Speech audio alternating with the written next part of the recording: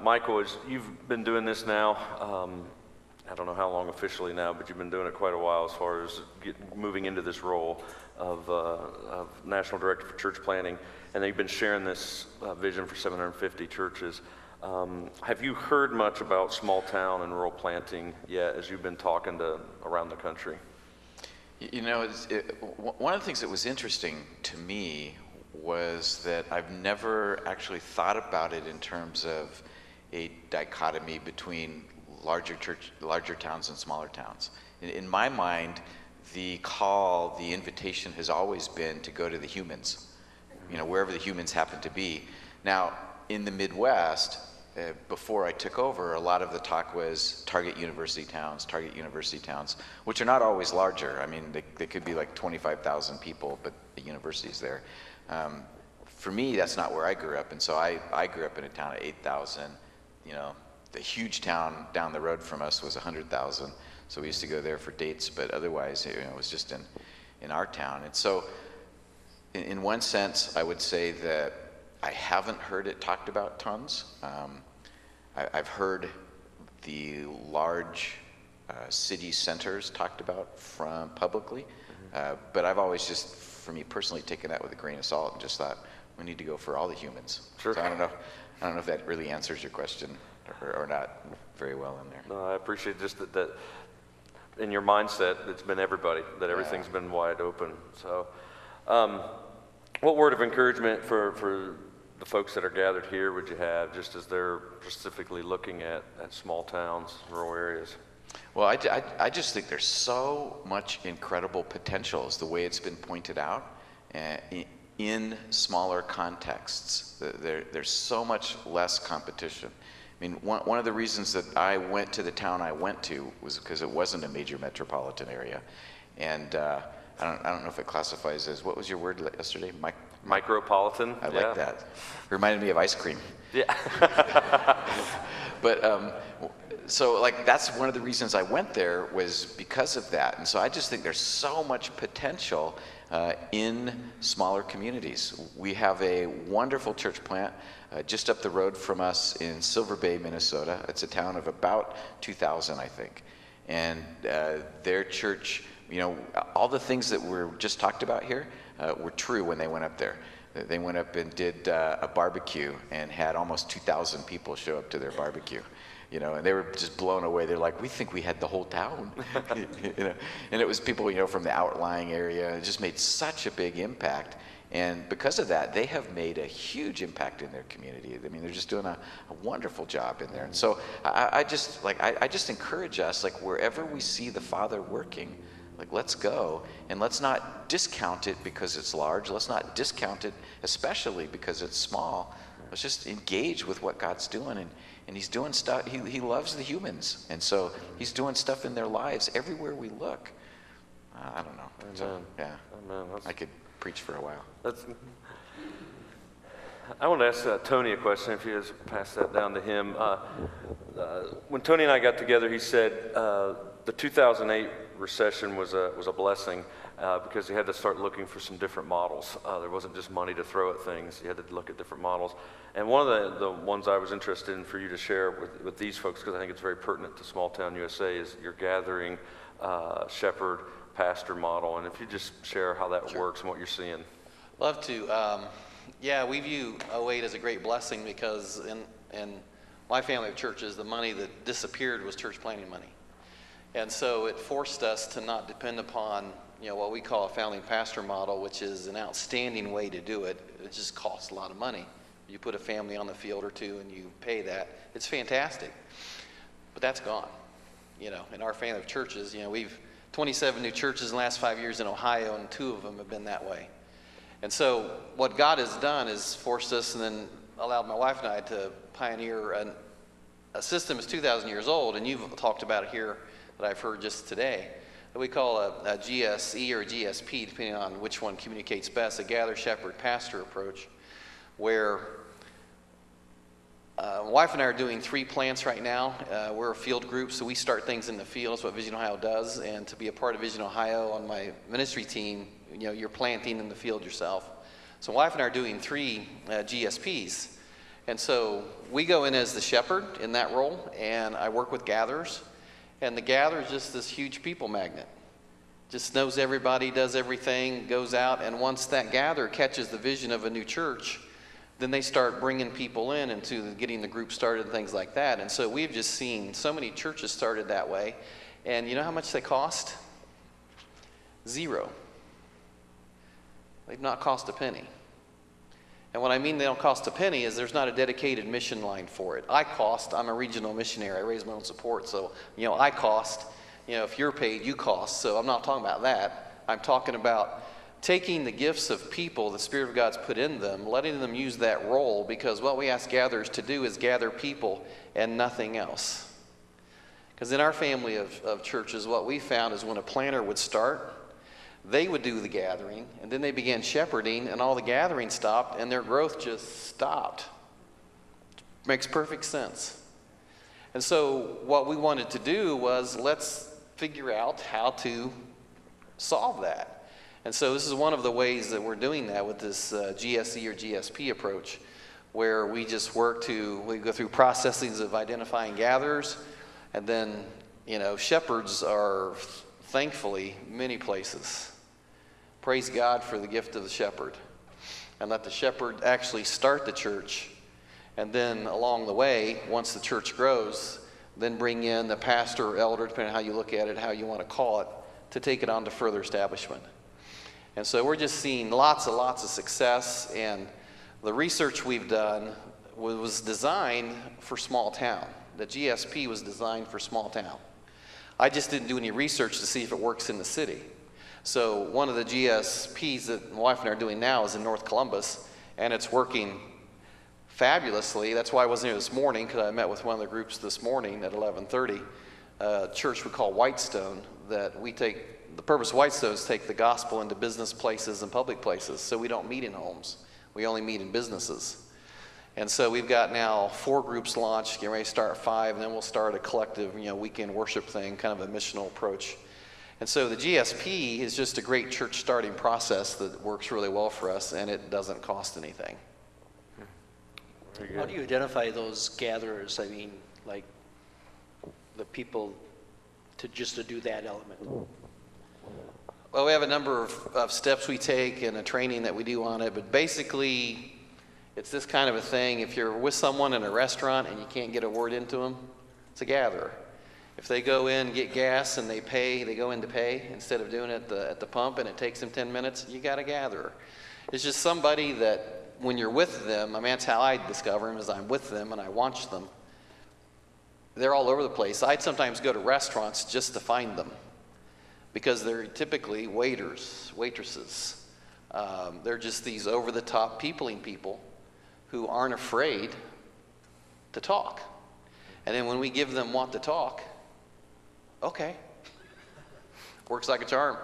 My main gatherer for Whitestone is a loan officer in the real estate business. So I just did the list. We have 20 families involved in Whitestone right now, all of them in the real estate business. Awesome. That's great. That's incredible. It's outside the box. I had mentioned gatherers or connectors a little earlier, and they are gathering. I mean, they're gathering people to do drugs or scrapbooking or Amway or, these people, they're just wired to gather.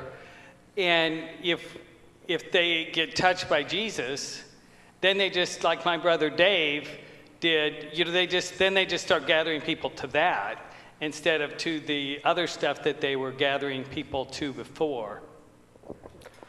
Yeah, one of the things Tony had told me is that when they approached this low-income housing deal, and I think the first one you got a hold of, there was 208 buildings that you got permission to do or whatever, and to start a church in every one of them. And so they started targeting gatherers, and he said a lot of times, it's the drug dealer. So he said our gatherer is we have to get the drug dealer saved, and that takes 2 years, and then once he gets saved, boom, it happens. He said they had a couple guys in Ashland work on an apartment building and had no fruit for 2 years, and all of a sudden the right person got saved, and within a week they had 7 people saved. It just, so it took off. What questions do you all have in regards to just some of the things we've just talked about just now? So, I wanted to talk about multi-sites. I was just wondering, Jim, have you ever found any disconnect between the main church and the site community, whether there was any disconnect, whether the main site, what the people needed at the site was different than the site? Yeah, that's a really good question. And this is how we look at it. You know, we've got the same DNA and the same value, but it's going to look different. You know, we're going to contextualize those same values and that same flavor, but it looks very different in the different communities. You know, for example, at the main campus, we have a couple hundred Chinese. At two of the campuses in these smaller county seat towns, I mean, those towns are 97% white. Whereas in Danville, the depressed industrial community, it's 25% black. And we're seeing a surprising number of Latinos show up, even though they're a very small percentage. So it's kind of like we're like, oh, well, that's something God's doing there. And so we're changing our worship to be more Latino there, because there's people coming that can't even speak English. You know, we're like, why are they coming? But we're trying to both tune into the community and then tune into what is God doing there. But one of the key things is, way before you start a campus, you discern, does this person, are they someone that wants to be in sync with us? And if they could make a great leader, a great senior pastor, great pastor, whatever, but if they are really creative, and especially if they're energized by writing their own sermons and preaching their own sermons, you know, then we're going to put them on a church planning track and not on a campus pastor track. But the thing that you want to realize is many people aren't energized by preaching. But they want to see a church in their community, and they have leadership gifts. But they don't even want to do that. And so the multi-site fits them perfectly. So on the front end, you look at what kind of leader do we have here. We need all of these. You know, we need church planners, we need campus pastors, we need cross-cultural church planners. But we're going to train them and release them in different ways. But then once we launch, it's fairly easy to stay in sync. Though in any ministry or any organization, keeping things in sync is the biggest challenge of the senior leader. Because you want creativity, but you can't just let everybody do their own thing. You know, those campus pastors meet as a team. They are the senior leadership team of the church. That's a whole nother talk. But they are the campus pastors are the senior leadership team of the church, of our church. And they meet every week together with the senior pastor. Very good. Yeah. Mm-hmm. Somebody else, yeah, back there. I'm trying to learn what a vineyardized person looks like. I do not go to a vineyard church. I apologize amongst all of you. I know Adam, and I was just curious, with going into rural towns and where they're probably predominantly, well, Methodist or Catholic, have you guys come across difficulty expressing the movement of what the vineyard represents? Does that make sense? I'll say something because I got the mic. And then other people can pitch in. I mean, this is how we see, I mean, this is the way we explain it to people, whether we're in a small town or any, I'm just talking to my neighbor and they're like, what's a Vineyard Church? And I say the Vineyard is a church for the unchurched. And then, I mean, that's literally who we're trying to reach. So, who we're targeting. And so we don't, I mean, you get some of the other, but if you get somebody talking to you, it's like, do you want to come and be a part of a church for the unchurched? If they're a de-churched or, somebody nominally involved in some other church. Ask Michael what a Vineyard guy is personally. That's a great question, isn't it? I was going to have you come up front this morning. So what I regularly tell people is that we are a values-based movement. I'm speaking for me only right now. We are a values-based movement of churches rather than a propositional-based movement of churches. While there are some very clear things that we believe, it's like it really works its way out in our practice. And so when people come into our church, they look at maybe our statement of faith, what we believe, and they think, wow, you guys are just like where I came from or just like where I grew up. But then they're there for more than a few minutes. They're like, you guys don't do anything like what we used to do it.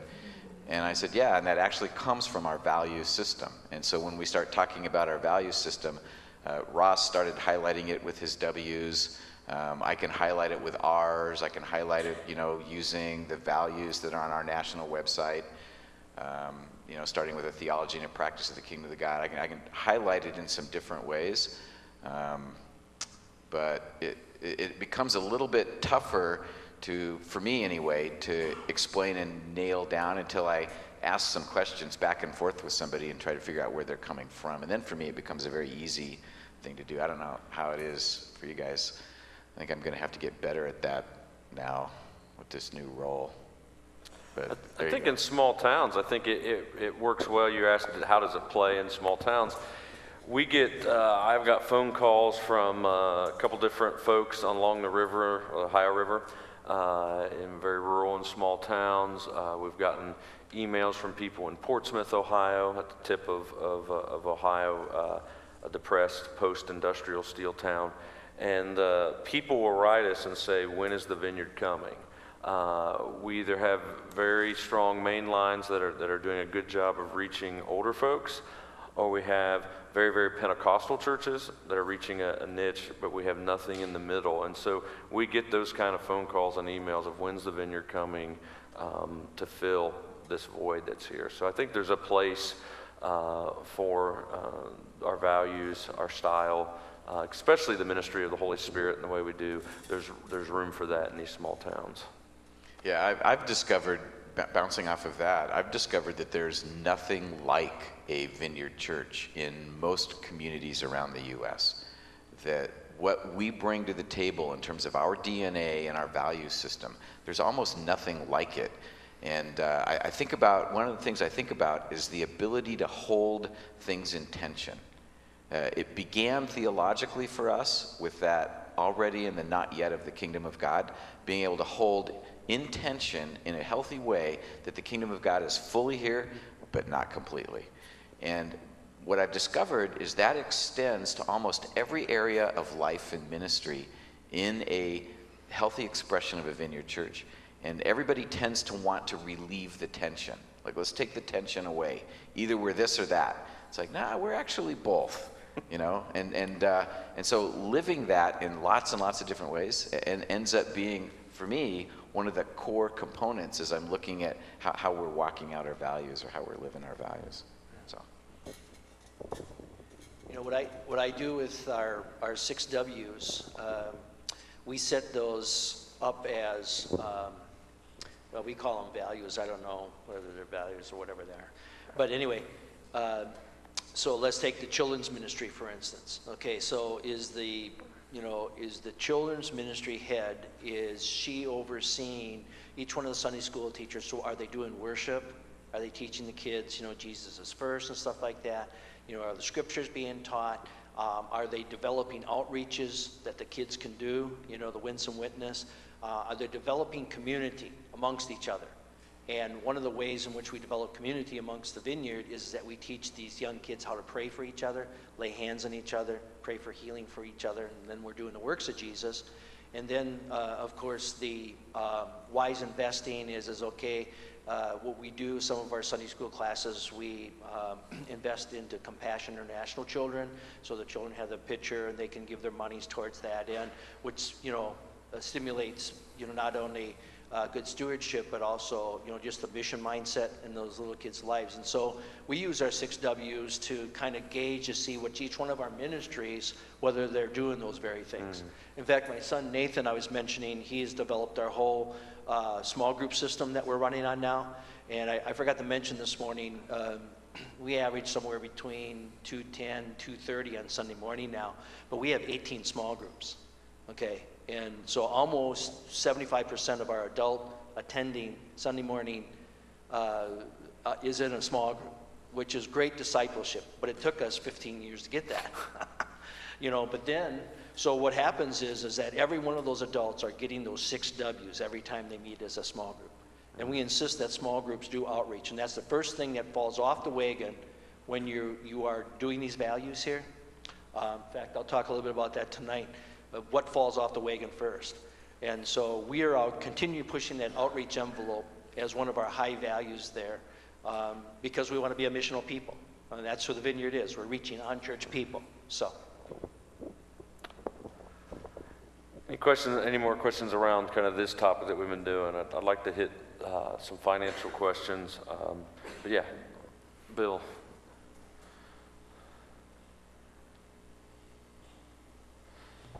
Yes, how might this group explain handling the paradox of planning a church with a launch team that we typically describe as scaffolding, and at the same time the responsibility of developing committed leaders to run the church?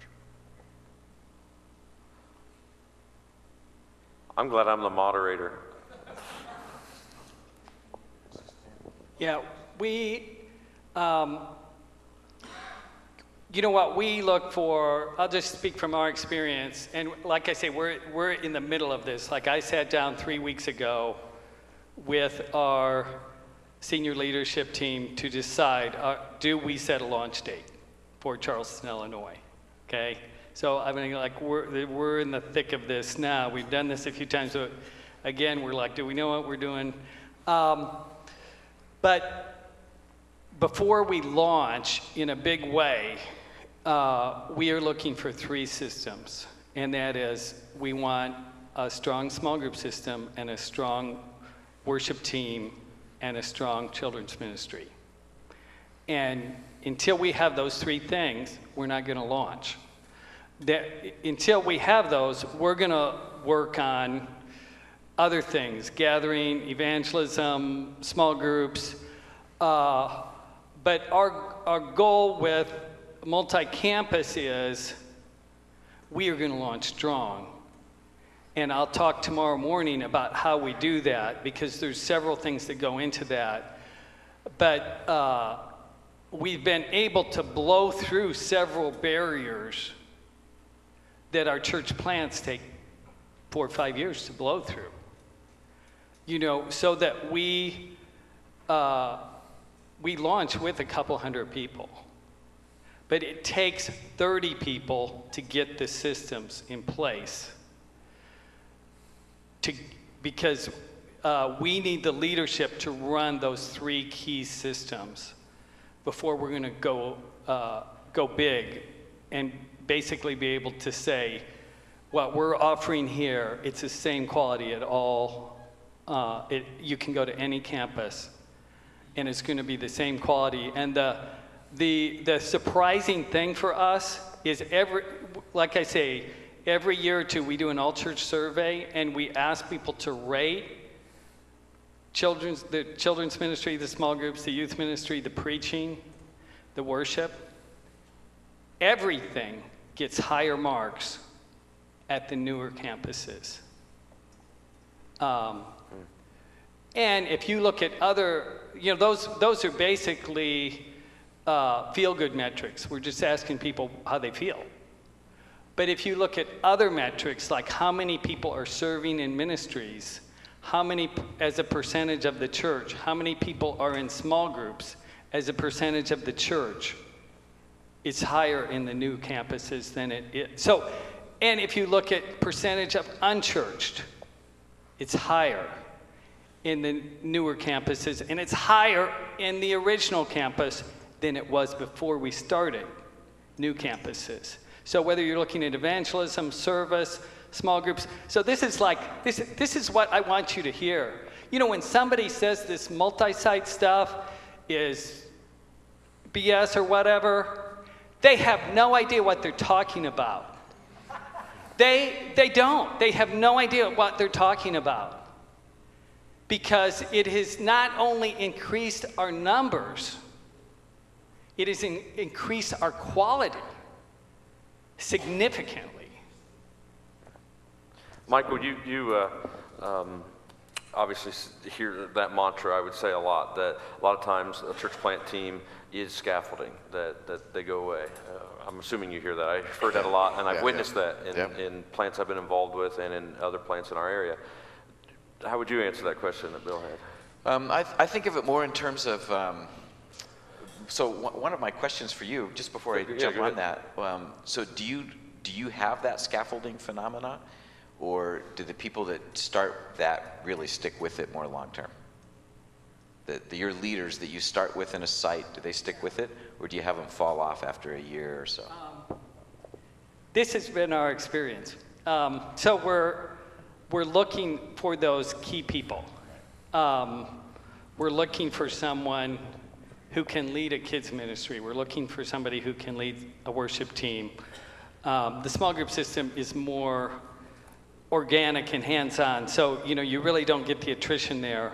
But this is what we were told, and this is what we've learned. I mean, what people told us was entirely true. What people told us in other multi-site churches was entirely true.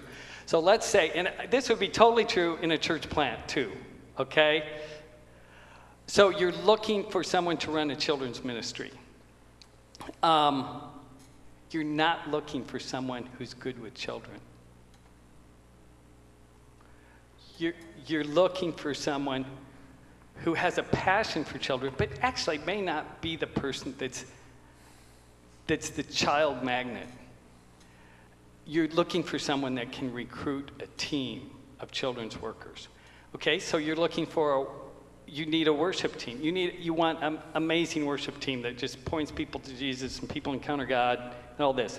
You're not looking for a great vocalist or a good guitar player. You're looking for someone who can build a team of vocalists and guitar players and identify so-so guitar players and move them into, and it's funny, so what we found is that a lot of times the person that steps forward and says, I'll run the kids ministry or I'll be the worship team leader, and this happens before you launch because we're like, okay, gather a team. We're doing these kids events, we're doing Sunday night meetings, gather a team. And if they can't gather a team, but they're great with kids, they're not your, and so we find that they're not often these people, but they actually wash out before launch. So the scaffolding folks that would go in a church plant aren't getting to the launch. Right. Yeah, and that's what I found in church planting. I don't like to think of people as scaffolding. No, nobody does. So again, I don't like to think of the humans as throwaway objects. I think God just loves, the earthlings, and so he likes them all. And I don't know why I use terms like that, but I do. It makes me feel more comfortable. So what we're looking for is people with a unique leadership gifting rather than just simply people who like the thing, doing the thing. And what makes somebody seem scaffolding is that we've recruited and empowered somebody who loves doing the thing a lot, but then as soon as it grows a little bit, they can't grow with it. And we find that in every part of church growth. Wow. So whether it's a small group multiplying to 2 small groups, or whether it's a church growing from 30 to 70 or from 70 to 150, that there's people who were really good at this stage, but they're not willing to embrace or learn the new skill set to get to this stage. And because of that, then we end up needing to replace them because it's holding back the, just the natural growth of the community. So rather than thinking of them as scaffolding, I think if I need to find the right fit for them, and then maybe at some point somebody else steps into the mix that becomes their supervisor. Now, they become scaffolding when they say, well, I don't want a supervisor. Right. And then you're like, well, I'm sorry, but this is kind of where we're going. So that's some of those leadership decisions, in that mix. So what I find is the reason that they were scaffolding is maybe because they had a motive of getting involved in a church plant that was maybe an impure or not a great motive. I want to be part of something new. I want to be in charge or something like that. And so they didn't stick with it, or life got really difficult as they moved across the country and tried this thing or changed jobs. So there's lots of reasons why they step out. And I've noticed that, and I've experienced that as well. But the thing I've always wanted, even as our church has grown, I've always wanted to help every one of them find a fit, a really good, healthy fit in the community, so they didn't have to be like a throwaway. And find something that really fits them, that fits their personality and who they are, still offering opportunities to grow, offering opportunities to develop. But so. Do you say some of that stuff up front? I try to say it all up front, but that, hey, you're going to be in this, you're going to be doing it. There's a shot, though, for all of us, we're going to hit this point where growth's going to happen, and we'll probably have to rearrange the pieces. Right. So I'm always asking the question in our leadership. I'm always asking the question: if this were twice the size, like if twice as many people showed up tomorrow, what would we do? And it's interesting when you ask that question. Some people go, "Well, we don't want them." I'm like, really? We're just gonna close the door, say, sorry, we're full, you can go to hell? I mean, is that what we're gonna do? I love that line. I love it so much I try to use it all the time. It's not good, though, I discovered, when you're talking to the local newspaper to use that line. I got in trouble with that one. So we're always asking that question and watching how people respond. Some people, they hear that and they're like, wow, that would be awesome. Because there'd be room for my mom. There'd be room if we had twice as many chairs. I could invite more people, and others begin to look at the issues and the problems that would develop if you had twice as many kids show up and begin to solve those. And it really, for me, it helps identify some of those leaders that could begin to make the changes that need to be made, right now, for what God might want to do tomorrow. So I don't know if I. No, I like that. That was good. That piece where you were talking about, we're just trying to get people, or we're trying to get them to do the thing, or we're trying to look for leaders. Some things went off in my head at that point. So yeah, good. And it's all about me understanding, so that's good. Any other questions around those kind of things right there? I'd like to ask I'd start a series of questions just on financing plants and sites in small towns. How do we do that? I've got some specific questions here, but how can churches fund these small town plants? How are we going to do this? What's that look like? I know Jim's going to talk specifically about what they do on sites tomorrow and how they fund that, but how can we do that? Especially if we're churches, I'm guessing most churches represented here, you're in a church of 100, 200, 300, maybe 400, and that's it, except for Jim, who's at a church of 1,500. But so I've got some ideas. One of the things that we began to do when we were, I think, just about 150, 200, is encouraged by these guys. We began to set aside 2 or 3% of our income. Just set aside 2 or 3% of the 10% that we set aside right off the top. So we take 2 or 3% of that, and we just put it into a separate little fund for church planting. And it's amazing when you're not doing any church planting how that builds up. It just builds up. And if you can develop the discipline to take that, it's 2 or 3%, that you just take that and set it aside. Over the course of time, that really develops. So what we began to do was encourage the church around us, all the churches around us, just challenge one another in our area or in our regional meetings to do the same thing. Just set that aside. And then begin to pray, as leaders in churches, begin to pray about where God might want you to invest that. And then it would be interesting is over the course of the last 10 years, somebody would appear that would be wanting to plant a church in a specific city that 2 or 3 of us had been praying about. And then we said, okay, well, are we willing to part with some of this money, as it's been slowly building up, to part with some of this to help fund that? Are we willing to do that? And not only can we, I think using just a simple model like that, not only can we form some partnerships where we're planting in smaller places, but we can plan partnerships where we're planting like anywhere. You know, it's not just outside the U.S. We're doing that with our missions partnerships, but inside, just setting aside some money and then asking God where he might want to invest it. And then when somebody, you know, when God identifies somebody that's heading to an area that we deeply care about, well, let's invest it. You know, let's invest that in the kingdom and what he's doing in the midst of that. So that's one idea. I got 2 or 3 others. Do you know? Yeah, for the way we try and process, we have to figure out how to do extensive planting with no money. If we're going to truly penetrate and change the culture that we live in, and want to truly see a multiplication process occur, we have to be able to figure out to do this without money. Because money will always break it down. And as the reading research I've done with movements done around the world going on now and done historically, they've always been without money, basically, and done by the church family. And so we have to just continue to figure out ways of making that happen. We've got to figure out how to make it so that our folks that are part of our church families are empowered, embraced, and equipped to go plant, to make it happen, and that it's bivocational.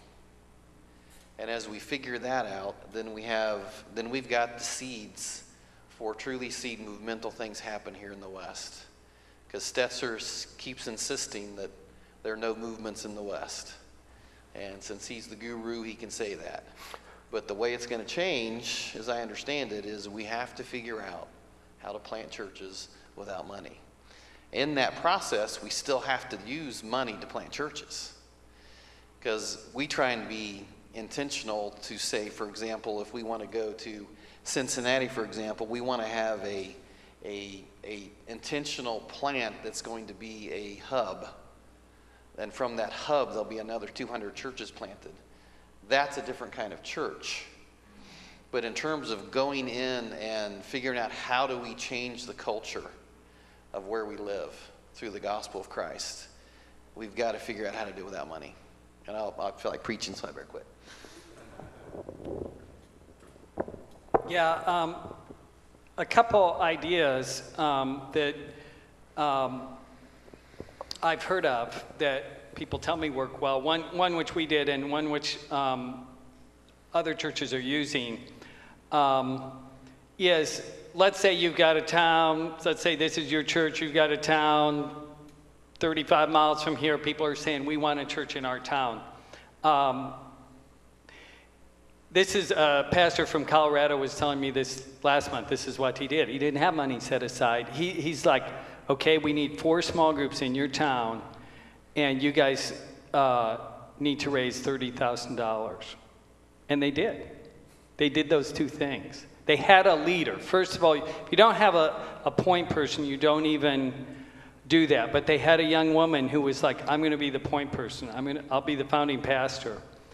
And she got those small groups growing, and she got that money raised from those people. And some of those people went to friends and relatives. And like, we're starting a vineyard in our town, and they said we can do it when we have $30,000. And they did that. Another thing that we just did, like in the last month, is we did a giving campaign, and as part of that, we said basically 10% of that money is going for church planting and new campuses, and 10% of that money is going for ministry to the poor. It actually raised excitement. I don't think we would have raised as much money for the entire campaign, most of which is going for buildings. But there were people that gave to that very sacrificially that I don't think would have. Some because they're excited about church planting, and some because they're excited about ministry to the poor. But it was all together. People could not designate what it was going to. It's like, this is the vision of our church. So that, and I didn't know if it would work, really, but it worked. And I've heard of other churches doing that, too. Questions on financing these things? Anybody else?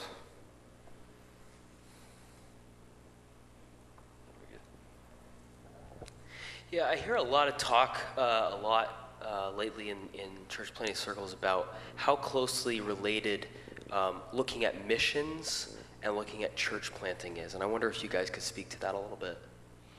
In the Vineyard, it's very closely related.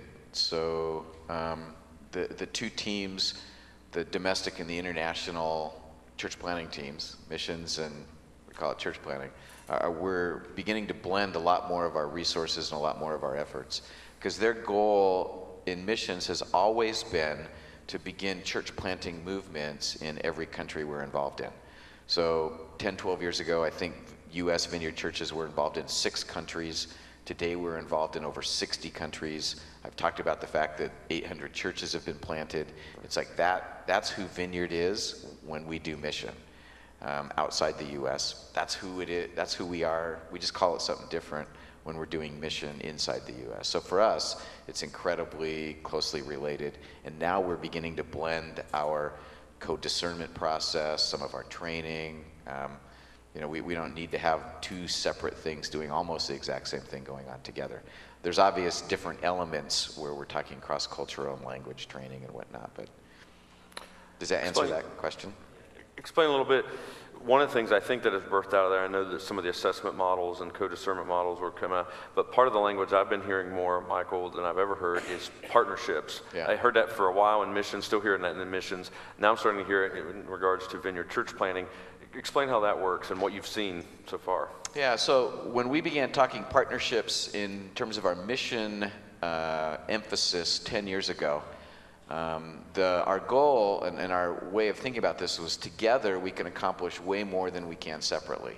And so, like, who feels called to Turkey? Well, let's get together. Let's commit over the next 10 years resources and leadership and trips, and let's target the area that God's called us to as churches. Let's build a team and go do that.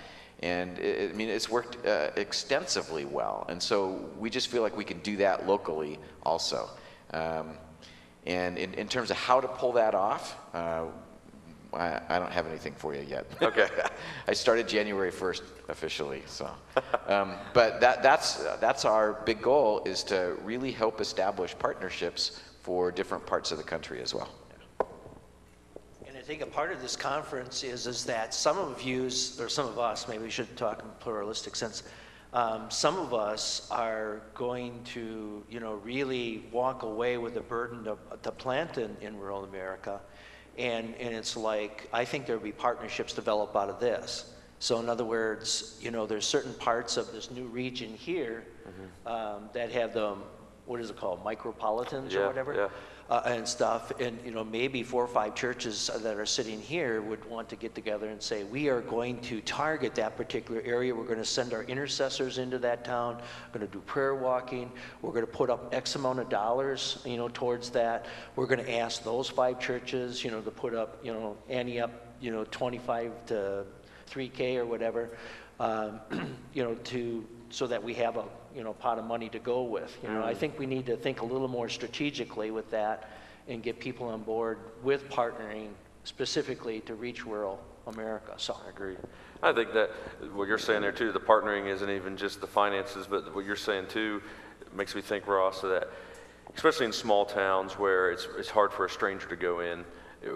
We have to start partnering and start saying, oh, these are the towns we want to see vineyards in, so that some of the men and women that are already sitting in our church that think, man, wouldn't it be great if my hometown had a vineyard, and they don't even have a concept that we might be thinking about that, we can do that. One of the things that I read from the General Baptist guys, you must rub shoulders with those guys, the General Conference Baptist guys, Neville and those guys.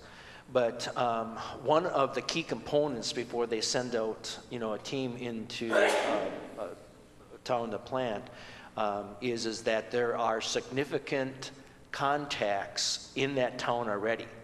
In other words, there's X amount of contacts already, either through relatives or business or whatever, and they have to have a certain amount of those before they actually will send that team in there, which really makes sense, because you already have, those leads, if you will, if you want to think in business sense, sales sense. You already have, 25, 30 leads and stuff, and that's a pretty good, thought to have in terms of before sending out a team in that area. So. So let's say in your church, you have some people that are called to be church planners, you have some people that are called to start new campuses, and you have some people that are called to be missionaries, which is simply cross-cultural church planners. This is the way we look at that. All of them go through the same discernment process. For example, Michael's office has a very helpful church planning assessment that is, it's an interview process based on Charles Ridley's research. It assesses people in the 12 key areas that make the difference between success or failure. We put everyone through that, whether they're gonna be a church planner or launch a new campus or plant overseas. The only significant difference, as Michael said, is we have the missions task force has 2 additional tools that we use that are specifically related to cross-cultural ministry. And then this is what you need to understand on this. Your small group system is the training ground for all 3 of those people. They learn to gather, they learn to multiply leaders, they learn how to help people get set free from their junk. Your small group training system is the training ground for all 3 of those people. And if they say, like right now, I've got people who feel called to plant churches in Mexico. We've got plenty of Mexicans in our community. And it's easier, it's going to be easier for them to grow and multiply those initial groups right here. And then we'll know. Getting on an airplane is not going to change their anointing level or something. So, that's where they're beginning to work in June, is that they've led and multiplied leadership in college groups now. Now they're moving to start and grow small groups with Spanish-speaking people at our Bloomington campus, which is located in a Hispanic area, so Latino area. So anyway, those you're basically looking at the same things. There's a slight difference with cross-cultural ministry, but your small group system is the proving ground for all of that. Know anybody who has successfully done that, Jim? Successfully? Oh yeah, yeah. Buy the book. That's why. So one of the things that hinders partnerships more than anything else is territorialism amongst pastors.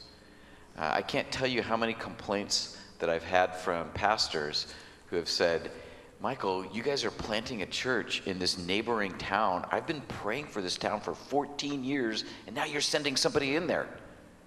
And I'm thinking, hello? I Answered think prayer. God's answered your prayers. And they're like, but I wanted to do it. I mean, I just, that territorialism has got to die in us.